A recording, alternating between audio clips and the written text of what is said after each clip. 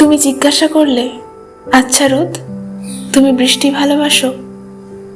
হেসে বলেছিলাম, হ্যাঁ, বৃষ্টি তো সবাই ভালোবাসে।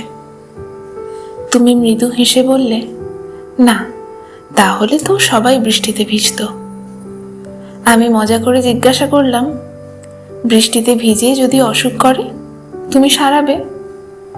তুমি একটু কাছে এসে বললে, আমি যদি তোমায় এখন বলি আমার সাথে ভিজতে? আমি হেসে বললাম, এই যে এই কথাটা বললে আমার সাথে, এটাই তো কেউ বলে না। তাই হয়তো সবাই বৃষ্টি ভালোবাসলেও ভিজতে ঠিক সাহস পায় না।